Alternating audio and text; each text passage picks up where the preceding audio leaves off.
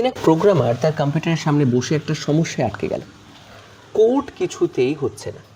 সে অনেকক্ষণ চেষ্টা করলো, গুগল করলো, পুরনো কোড দেখলো, কিছুতেই কাজ হলো না। শেষে সে টেবিলের ওপর রাখা একটা ছোট্ট রাবার হাঁসকে সামনে বসিয়ে বলল, আচ্ছা শোনো, আমি তোমাকে পুরো ব্যাপারটা বুঝিয়ে বলছি।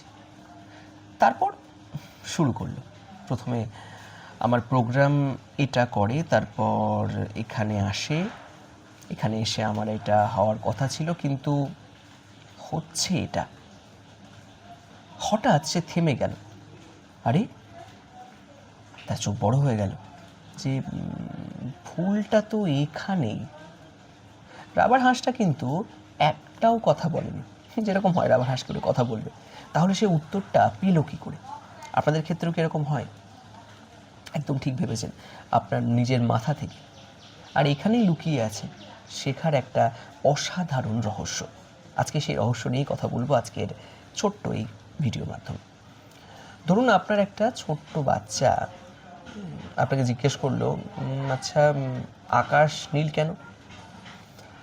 আপনি হয়তো বলবেন সূর্যের আলো পড়ার জন্য। বাচ্চাটা আবার জিজ্ঞাসা করলো, আবার বললো যে কিন্তু সূর্যের আলো তো সাদা। আপনি বললেন বা বলবেন তখন, হ্যাঁ মানে আসলে, তারপর একটু থেমে গেলেন, কারণ আপনি বুঝলেন যে আপনি উত্তরটা জানেন বলে মনে করেছিলেন, যে উত্তরটা সেটা পুরোপুরি বোঝেননি। এটাই ভীষণ গুরুত্বপূর্ণ। আমরা অনেক কিছুই জানি বলে মনে করি যে হ্যাঁ আমার জানা আছে, কিন্তু যখন কাউকে বোঝাতে যাই তখন হঠাৎ বুঝতে পারি, আচ্ছা এই জায়গাটা তো আমি নিজেই জানি না। এরকম নিশ্চয়ই আপনাদের সঙ্গে হয়েছে কম বেশি। আর সেই মুহূর্তটাই আসলে শেখার শুরু। একবার নিজেকে প্রশ্ন করতেই পারেন যে আপনার বাড়িতে কটা জানালা আছে? হয়তো সঙ্গে সঙ্গে বলতে পারবেন না। পারবেন কি? একটু পজ করে ভাবুন না, একটু ভিডিওটা পজ করে ভাবুন যে বলতে পারছেন কি। কিন্তু মনে মনে বাড়িটার ছবি ভাবুন। একটা, দুটো, মানে বাড়িটাকে আপনি চোখের সামনে দেখছেন, একটা, দুটো, তিনটে। এবার হয়তো উত্তরটা বোঝা গেল, অর্থাৎ আপনার মাথায় ছিল উত্তরটা, আপনাকে শুধু সেটা খুঁজে বের করতে হয়েছে।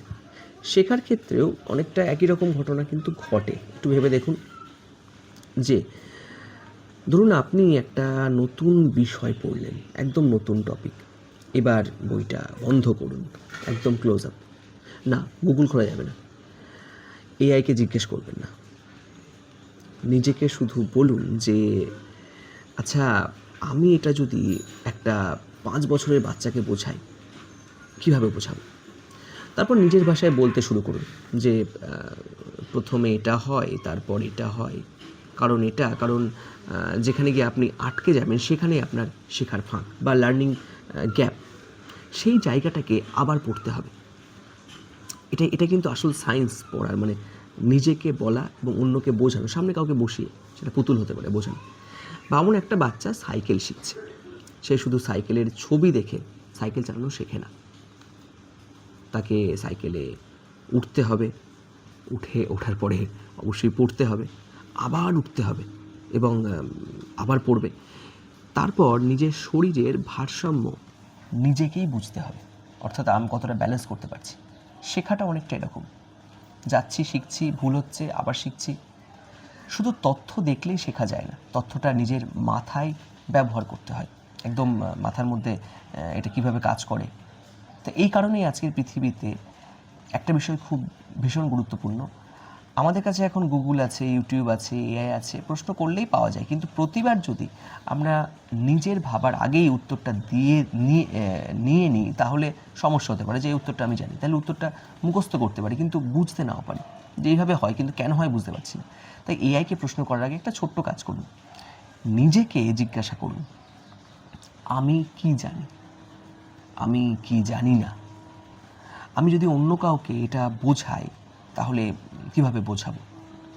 তারপর যেখানে আটকে যাবেন ঠিক সেই জায়গায় উত্তরটা খুঁজবেন যে এই জায়গায় আমি বোঝাতে পারছি না।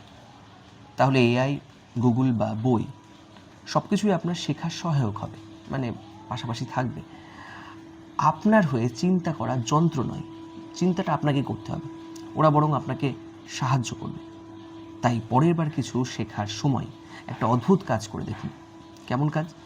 একটা রাবার হাঁস সামনে রাখুন, রাবার হাঁস না হোক একটা খেলনা সামনে রাখুন, অথবা আপনার বাচ্চাকে সামনে বসান এবং তাকে অথবা নিজেকেই শিক্ষক বানিয়ে ফেলুন, যেরকম হয় না ডেমো টিচিং, আর বলতে শুরু করুন যে শোনো, ব্যাপারটা আসলে কি জানো,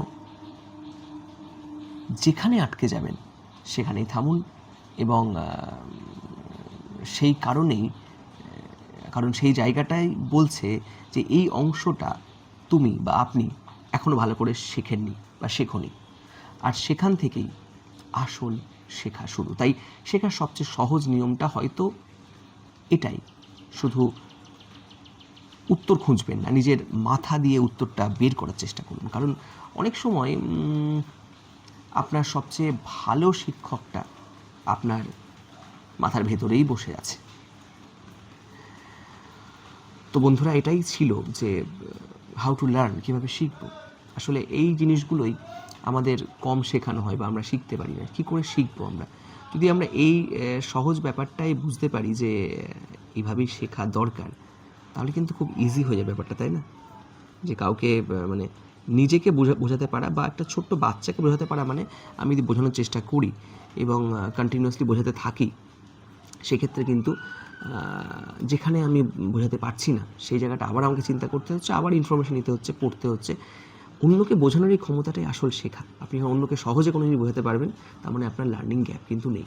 তো এটা আপনি সারা জীবন সব ক্ষেত্রে কাজে লাগাতে, ছোটো বাচ্চাদের ক্ষেত্রে থেকে শুরু করে আপনাদের কাজের ক্ষেত্রে, পরীক্ষার প্রস্তুতির ক্ষেত্রে, সব ক্ষেত্রে। কোনো একটা টপিক পড়লেন, সাপোজ চাইল্ড সাইকোলজি নিয়ে, পড়ার পরে আপনি মনে মনে ভাবলেন যে এটার কী, এখানে কী কী বোঝাতে পারছি, ব্যাপারটা হচ্ছে এই, বুঝলি তো, মানে শিশুর বিকাশটা এইভাবে হয়, তারপরে শিশু এই স্টেজগুলো পার করে এবং তারপর তার মধ্যে একটা পরিবর্তন আসে এবং এইভাবে উপসংহারের দিকে যায়। এটা এইভাবে যদি আপনি নিজের সঙ্গে নিজে কথা বলেন, বোঝেন এবং তারপরে এআইকে জিজ্ঞাসা করতে পারেন যে এই ব্যাপারে আরও কী করে ভালো করে শিখতে পারি, জানতে পারি। প্রথমে উত্তরটা পেয়ে গেলে কিন্তু মুশকিল। এই জন্যে বেশিরভাগ বাচ্চারাও আজকে এআই যেভাবে ইউজ করছে, সেখানে এআইকে মানে অ্যাসাইনমেন্ট করে দিতে বলছে, উত্তর বলে দিতে বলছে, তাহলে তো শেখা হবে না।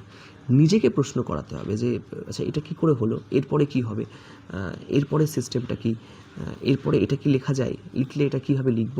এই চিন্তাভাবনা করাটা কিন্তু এআই বা গুগল বা বই আপনাকে সহায়ক করবে। আর আপনি যদি বই দেখে লেখা বা মুখস্থ করেন, তাহলে আপনার লার্নিং জিরো হয়ে যাচ্ছে। যে উত্তরগুলো অলরেডি সবাই জানে, গুগল করলে, এআই করলে আপনি পেয়ে যাবেন, কিন্তু কীভাবে আপনি ভাবছেন বা অন্যকে বলছেন, সেটা কিন্তু এআই আপনার হয়ে করে দিতে পারবে না। এইভাবে শিখুন। Happy learning.